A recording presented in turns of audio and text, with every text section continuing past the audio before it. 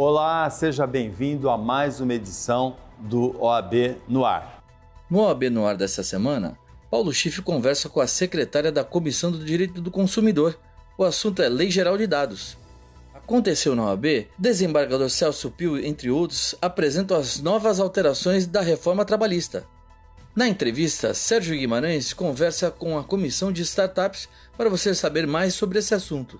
E Rodrigo Julião traz a palavra do presidente. Começa agora mais uma edição do OAB no Ar.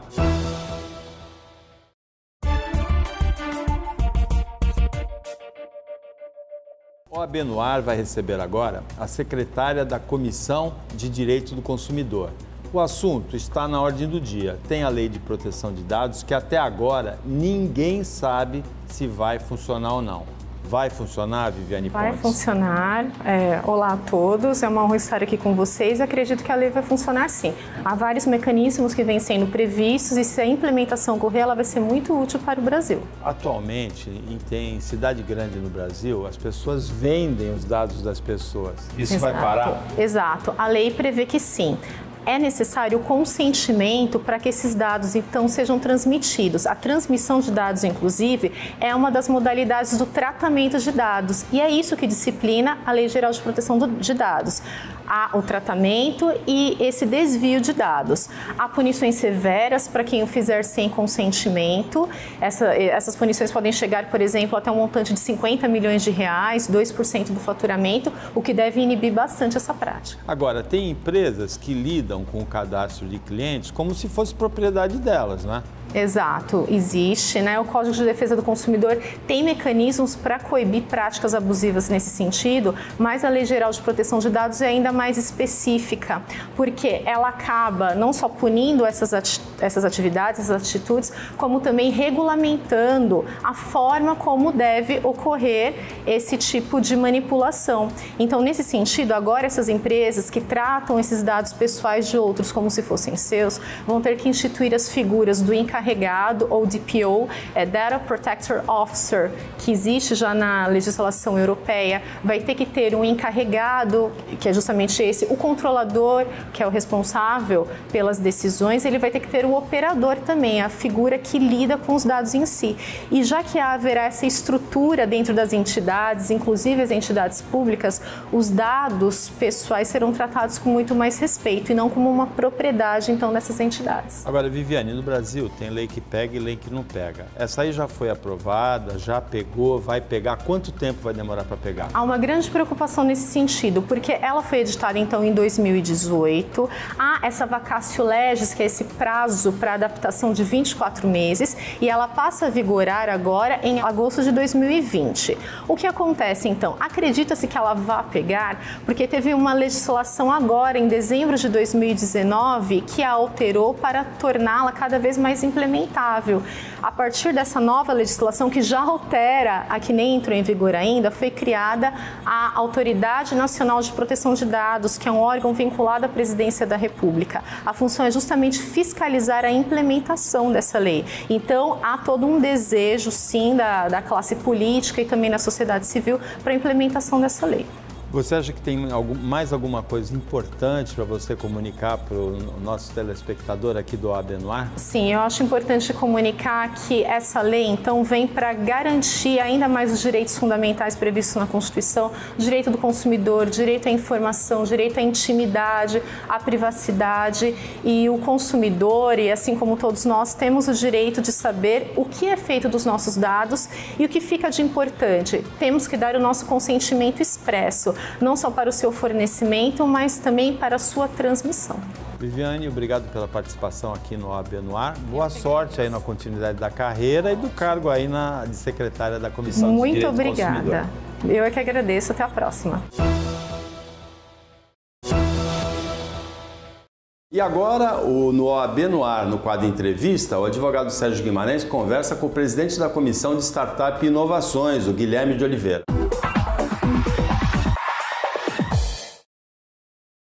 Olá, eu converso agora com o Dr. Guilherme Oliveira, que hoje está na frente do novo caminho, o caminho do futuro, o caminho das startups, né, Gui? Prazer eu tê-lo aqui. Prazer é meu. Obrigado, Serginho. Como que foi essa transição, essa mudança? Porque você enxergou, a que ponto e que momento você enxergou a startup como um futuro para o direito, para a sua atividade profissional? Tudo começou com uma conversa, né, com um amigo meu, um empreendedor aqui em Santos, sobre uma startup que ele havia criado. Aquilo me chamou a atenção, questionei do que se tratava.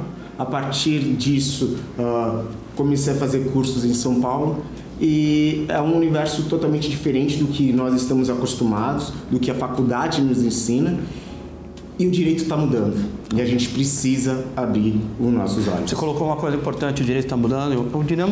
O direito, na verdade, é um fenômeno de uma dinâmica da sociedade e a sociedade está indo para uma outra direção.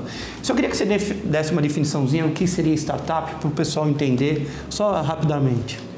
Bom, eu gosto de simplificar bastante. Eu peço que você lembre da Uber, do Netflix, né, desse tipo de empresa. Startups são empresas principalmente de base tecnológica que visam desenvolver seus serviços para atingir o mundo, né? Elas atuam em ambientes de ambiguidade em que não há uma regulação tão presente, né? E além disso elas visam escalabilidade. O que seria escalabilidade? Produzir mais sem que isso afete tanto o seu custo, né? Então, uma definição um pouco mais simples de startup pode ser. Perfeito. Hoje a gente está mencionando, conversei com o Rafael Cobra, que estamos falando de direito esportivo, embora seja bem mais sedimentado, mas também tem a questão do startup para o advogado, para o profissional do direito que esteja enfrentando um novo mundo. Essas empresas ligadas, você colocou no Uber, no Nubank, esses bancos todos. Né? E como você encaixa dentro desse ecossistema que é chamado por vocês que trabalham, a figura do direito, como ele... questão tributária, como esquematizar a empresa, o que seria a aplicação para o advogado dentro desse mundo? Bom, startups são empresas, né, e como toda empresa, possuem seus problemas, né, desde a sua constituição. Então, o advogado ele atua auxiliando a empresa na formatação da melhor constituição, seja iniciar como MEI, como uma Eireli, uma empresa limitada. Então, o advogado ele vai atuar tanto auxiliando na Constituição, fazendo o acordo de sócios, que por vezes antecede até o próprio contrato social, né? E dando a segurança, o máximo de segurança possível para que essas empresas possam desenvolver suas atividades. Perfeito. Por exemplo, questões tributárias, questões trabalhistas é uma coisa que me chama a atenção, porque o operador pode estar em Manaus e a empresa, a startup constituída em São Paulo, a contratação, isso tudo muda um pouco. E hoje a gente já sabe que até tem audiência via WhatsApp, né? Sim. Então... a gente tem aqui em Santos, né, o Dr. Frederico, que despacha via Skype. Perfeito. O Dr. Frederico, ele despacha e é um avanço, né? Não só na região, acho que no Brasil também. Tudo. Quer dizer, é o papel da tecnologia entrando no dia a dia do advogado e você... a tua perspectiva com relação aos próximos anos, o papel da startup junto à função do advogado. O que você acha impactando no dia a dia do advogado? Bom, as startups, principalmente as law techs e legal techs, como nós chamamos, né, as empresas que atuam dentro do direito, elas têm surgido cada vez mais para auxiliar o advogado naquele trabalho que é repetitivo, né? Então, a gente vai ganhar tempo, né? A gente vai poder se dedicar ao que realmente é importante, né? Todo esse trabalho juntado de documento, cópia, vai ficar para essas soluções que têm surgido. Eu tenho até uma dúvida. Nós sabemos que o judiciário hoje está falido. Há um acúmulo. A sistemática do judiciário está falida e não adianta, isso não é mentira, está claro, o acúmulo de processos e tudo mais, a morosidade. Você acredita que o judiciário vai recorrer não só, mas criar mecanismos eficazes mesmo para a solução desses problemas? Isso depende do interesse político ou não, mas você acha que a tecnologia ela já tem esse impacto, a inteligência artificial, criação de startups específicas para isso? Sim, na verdade a gente já possui algumas soluções, né, no mercado que visam fazer a conciliação, né, entre as partes. Então, hoje em dia é possível que você solucione um problema sem ao menos recorrer ao judiciário. A gente tem aí empresas como Sem Processo, como Justo, entre algumas outras, né, que desenvolvem um bom trabalho. O que a gente precisa ter também é que os advogados tenham uma mente mais aberta e procurem outras formas, né, de solucionar os conflitos, que ferramentas já existem. Não, é importante também falar que a presença do advogado é de suma importância para esse processo. Então, não é porque está se desenvolvendo, a tecnologia está se desenvolvendo, que o papel do advogado é colocado de lado. A OAB tem que fazer força também para que sempre, qualquer aplicativo para dirimir qualquer conflito tenha que ter o advogado, né? Eu queria, antes de terminar, 2 palavras do Gui sobre o simpósio que vai acontecer, e aí eu queria que você terminasse também dando um recado para o advogado que tem desconfiança, medo, não sabe o que enfrentar, porque tem uma série, décadas aí no mesmo tipo de trabalho e vai enfrentar o futuro. Então eu queria que você fizesse o convite com o simpósio que vai ter, que eu sei. As prerrogativas são a bandeira do advogado. O advogado precisa das prerrogativas e a nossa diretoria está sempre atenta para atender toda a ofensa que fazem a nossa classe. Nós temos uma linha telefônica direta onde você pode colocar tudo aquilo que ocorre contra as prerrogativas. Nosso site também, você pode digitar qualquer ocorrência que chega direto a nós. Até a próxima. Remédio em casa. Agora todos os advogados de Santos poderão receber o seu remédio em casa. Telefone 3221-4949. 3221-4949. Das 10 às 16 horas, entrega grátis. Mais um serviço OAB Subseção Santos. Remédio em casa. Colegas advogados, atletas que gostam de cuidar da saúde. Em breve nós vamos ter as inscrições dos 10 quilômetros da tribuna. A OAB Santos vai montar uma equipe para competir e gostaríamos que vocês participassem, tá? E também é extensiva a todos os advogados da Baixada Santista. Em breve teremos as Olimpíadas dos Advogados do Estado de São Paulo. Não sei se vocês sabem, mas Santos está concorrendo a ser a sede estadual. O que isso vai acontecer? Para isso, nós estamos concorrendo com 20 cidades, com 20 subseções do Estado de São Paulo. E acredito que com a sua ajuda e o seu apoio, nós vamos conseguir vencer. Para isso, você que gosta de esporte, tipo futebol, vôlei, natação, tênis, xadrez, judô e karatê e outras modalidades, vá se preparando. O campeonato vai ser do dia 4 a 7 de setembro deste ano. E mesmo que Santos não ganhe para ser a sede, nós vamos montar equipes e vamos dar apoio a outros advogados da Baixada Santista. Então, se você é da Baixada Santista e não tem, você pode se aderir à nossa equipe aqui de Santos ou montar o seu time na sua cidade. Também, em breve, nessa semana, dia 15, teremos o Carnaval das Crianças, destinado aos filhos e filhas de advogados e advogadas. Onde será? Será na sede da Associação dos Advogados de Santos, Rua Torrentino Filgueiras 162, do horário das 4 da tarde às 7 da noite. Vai ter um desfile de fantasia para as crianças. Todos serão bem-vindos e é mais um apoio da nossa OAB Santos a todos vocês. Obrigado e conto com o apoio de todos.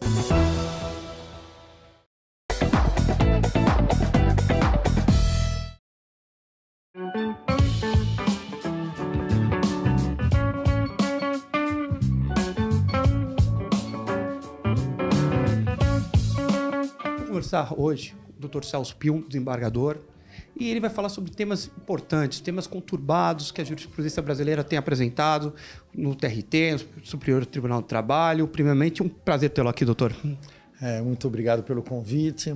É um prazer sempre estar na Ordem dos Advogados de Santos, com os amigos Julião, Marcel, Sérgio, Rogério. É uma casa em que eu guardo boas recordações, já estou há 27 anos na magistratura, mas exerci por 4 anos a advocacia. Bom, doutor, ultimamente há um fenômeno de transição perante a economia mundial, emprego, substituição, tecnologia, principalmente a questão do trabalho. E temas polêmicos vêm surgindo em razão dessa mudança global, mas atingindo, na verdade, o dia a dia do brasileiro. E temas como questão do Uber, questão do Uber Eats, entrega, trabalho informal que tem aparecido. Essas são decisões bem polêmicas, né? O direito do trabalho, a relação de trabalho é dinâmica e o direito do trabalho não pode deixar de dar resposta a essas novas formas de prestação de serviços. São questões aí que estão em todos os tribunais, a jurisprudência vai se consolidar aos poucos, é um aspecto sadio. Os trabalhadores buscam a justiça, buscam reconhecimento dos direitos e a Justiça do Trabalho vai interpretando as normas trabalhistas para dar uma solução frente a essas novas formas de prestação de serviço. Em termos, provavelmente na palestra vai ser dito, em termos específicos, essa questão que trouxe muita discussão e algumas decisões até surpreendentes, né, como dando um vínculo trabalhista a motoristas, por exemplo, do Uber e tudo mais. Como é que o tribunal tem enfrentado essas situações? Então, a doutrina e a própria jurisprudência está bem dividida, tá? Porque hoje o conceito de subordinação, a dependência jurídica tem que ser analisada segundo parte da doutrina e parte da jurisprudência de uma forma mais ampla para abarcar, inclusive, essas novas formas de prestação de serviço por aplicativo. Seria um novo olhar para a subordinação, para a dependência jurídica. E, por outro lado, há uma visão mais clássica do conceito de subordinação jurídica, quando os doutrinadores e parte da jurisprudência acaba afastando o reconhecimento do vínculo empregatício por entender que não se enquadra naquele elemento clássico da subordinação. E imaginando que a dinâmica no mundo moderno, a dinâmica da própria decisões, a doutrina talvez tenha que acompanhar isso numa ordem mundial até, mas a justiça brasileira, o legislador brasileiro vai ter também que acompanhar. Você acredita em algumas transformações, até com relação à subordinação? Já que muitas das profissões estão sendo encerradas e não sendo outras, né?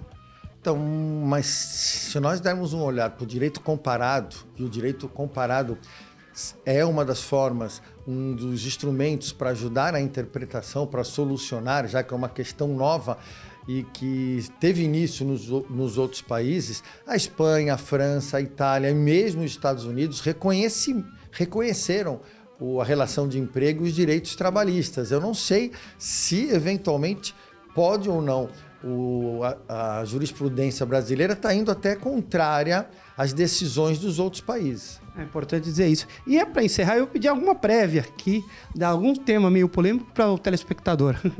Então, eu vou tratar dos temas polêmicos e tentar dar uma visão do controle de convencionalidade. Porque com a reforma trabalhista, e aí surgiram grandes discussões, interpretações quanto à aplicação ou não dos dispositivos da reforma, e muitos deles podem ser solucionados exatamente por meio do controle de convencionalidade, porque as normas internacionais de direito do trabalho têm o status, a natureza jurídica de supralegalidade, estão acima da legislação infraconstitucional, e caso algum dispositivo da reforma não passe por esse controle de convencionalidade da norma internacional, deve ser afastado para que seja reconhecido o direito anterior ao trabalhador. Eu acho que essa é uma questão polêmica, nova, que os advogados podem utilizar como um instrumento na busca para salvaguardar o direito dos trabalhadores. Você colocou um tema importante, até antes de terminar,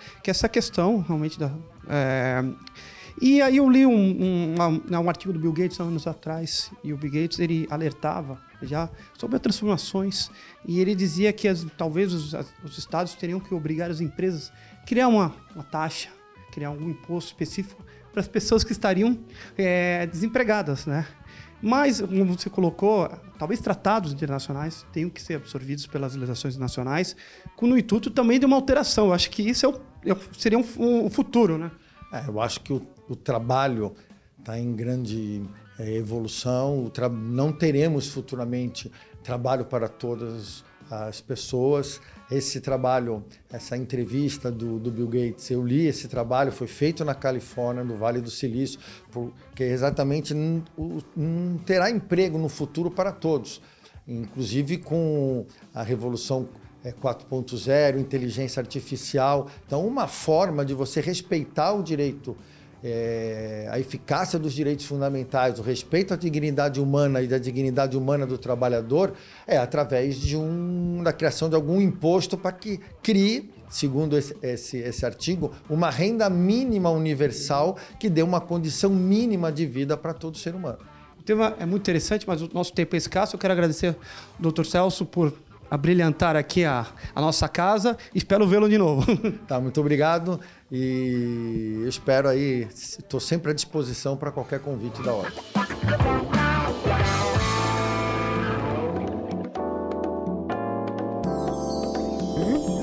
Vou conversar agora com o presidente da Comissão de Direito do Trabalho, o Dr. Marcel Borges Ramos, que hoje está à frente, vai compor a mesa, junto com o Dr. Celso Pio. Vamos falar sobre os temas polêmicos aqui, recentes, da Justiça do Trabalho, do TRT, do Superior Tribunal do Trabalho. Marcel, primeiramente, um prazer tê-lo aqui. Conta um pouquinho como foi organizar essa palestra tão importante. Então, a princípio seria uma reunião para os membros da Comissão, né, de Direito do Trabalho, só que até os membros acharam o tema interessante e começaram a convidar outros colegas e achamos melhor fazermos essa palestra no salão principal da OAB, por conta até da procura, um tema polêmico que são os julgamentos recentes, aí, entendimentos das turmas do tribunal, e chegou até o ouvido dos servidores públicos por serem decisões recentes. E aí, conclusão, o auditório aí está cheio, mais de 100 inscritos, e espero que a palestra seja boa. A comissão enfrenta diariamente, semanalmente, né, que vocês se encontram, que seja ao encontro de vocês, mas esses temas são cada vez mais rotineiros, né? Por isso, sim, uma importância dessa palestra. Então, com as recentes alterações, os advogados vivem uma insegurança jurídica. Então, a palestra veio até para esclarecer alguns pontos dos advogados que militam, né, no dia a dia. Eu acho que vai ser uma palestra, acredito que seja uma palestra esclarecedora e interessante. Vamos aguardar aí para ver aí o Dr. Celso Pio aí dar o seu parecer aí e tentar explicar um pouco do que está acontecendo na Justiça do Trabalho. Nós conversamos com o Dr. Celso Pio e ele foi bem esclarecedor sobre pontualmente os temas, pontuar, na verdade, os temas que estão acontecendo nos últimos acontecimentos, questões do Uber, outras questões, coisas que o Marcel e o pessoal da Comissão de Direito do Trabalho enfrentam, né, Marcel? E eu quero parabenizá-lo pela iniciativa. Já você me pode adiantar aí quais são os próximos passos aí da comissão também. Então, fazemos reuniões mensais e a reunião acaba sendo aberta a todos os advogados, e já deixo aqui o convite para aqueles que se interessarem para fazer parte da Comissão de Direito do Trabalho. E o importante é os advogados estarem sempre se atualizando, e é isso que a Comissão de Direito do Trabalho procura. Obrigado, Marcel, e boa palestra para todos. Obrigado. E para fechar, como sempre, o OAB no ar nesta edição, Rodrigo Julião e a palavra do presidente. Olá pessoal, quero passar uma mensagem para vocês importante. Ontem tivemos uma reunião com mais de 5 horas de duração com toda a diretoria da OAB São Paulo e Caixa de Assistência.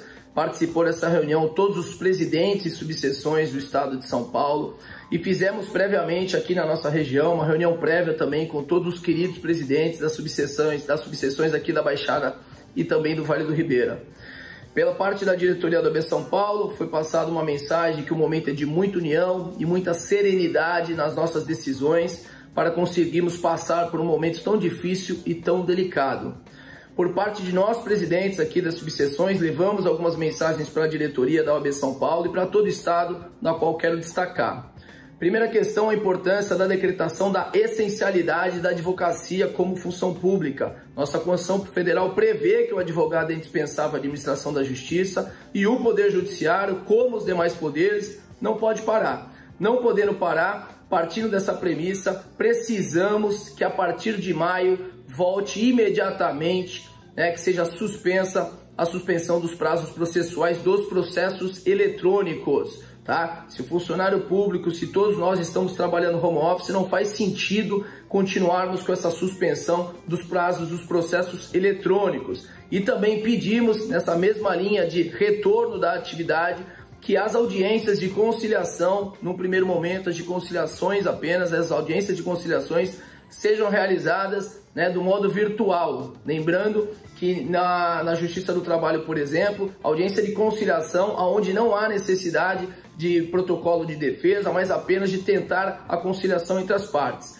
E que as demais audiências, respeitado um isolamento vertical, qual seja, se tivermos aqui a parte ou o advogado está no grupo de risco ou de idade avançada, não tenhamos a realização dessa audiência, que continue aí com o isolamento, mas nas demais hipóteses que sejam realizadas com um espaço de pelo menos 1 hora para evitar aglomeração e não termos aqui problemas com relação à saúde das partes e todos os envolvidos. Então pensamos que de uma forma progressiva podemos ter o retorno das atividades a partir de maio, sendo respeitado ao modo virtual, que é o mais importante nesse momento, então com a suspensão imediata dos prazos nos processos eletrônicos. Tudo bem? O segundo ponto importante que foi passado para a OAB São Paulo, a questão dos recebimentos, dos valores por parte do Banco do Brasil e da Caixa. Tivemos algumas dificuldades nesse momento de isolamento social e não estaremos medindo os esforços. Inclusive, estamos com a minuta de uma ação civil pública para ser proposta para que seja realizado esse serviço essencial, que inclusive já tem uma determinação do Conselho Nacional de Justiça que, infelizmente, principalmente aqui na nossa região, o Banco do Brasil vai deixando muito a desejar com atendimento ao advogado para recebimento de seus valores alimentares.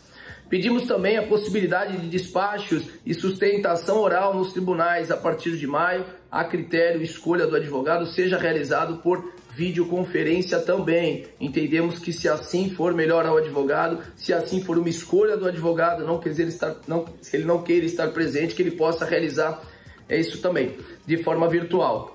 Passamos também a necessidade e a importância do posicionamento firme da ordem com relação à não suspensão do pagamento dos precatórios, tanto federais, estaduais e municipais, por parte dos entes federativos. Precatórios são verbas de caráter alimentar, as partes por muitas vezes esperam anos do seu recebimento e no momento de crise o que precisamos é justamente ajudar aquele que tem dinheiro a receber para que receba seu crédito e que não, de forma alguma, ocorra ou não o pagamento ou a suspensão do pagamento dos precatórios. E por parte da Caixa de Assistência, passamos aqui para a Caixa de Assistência a necessidade da antecipação da campanha de vacinação, que já foi deferida, não será mais em agosto, será agora provavelmente no mês de junho, e a necessidade também de realizarmos essa campanha por muitas vezes em muitas cidades, com drive-thru também. Vamos tentar implantar aqui na região também a possibilidade da vacinação via drive-thru. Então, continuamos aqui firmes, continuamos fortes, continuamos unidos e sempre buscando o que é melhor para a advocacia e para toda a sociedade. Tenham certeza que é um momento de muita dificuldade, não apenas para a advocacia e para toda a sociedade, mas tenham certeza também que mais uma vez, no momento de dificuldade, nós, advogados, faremos o nosso papel fundamental previsto na Constituição Federal, continuaremos aqui juntos, lutando por toda a sociedade e sairemos mais uma vez mais fortes e mais unidos de toda essa situação. Um beijo a todos e a todas e qualquer problema continuamos aqui à disposição. Você acabou de conferir mais uma edição do OAB no Ar, o programa que traz para você tudo o que acontece aqui na segunda subseção do Estado de São Paulo.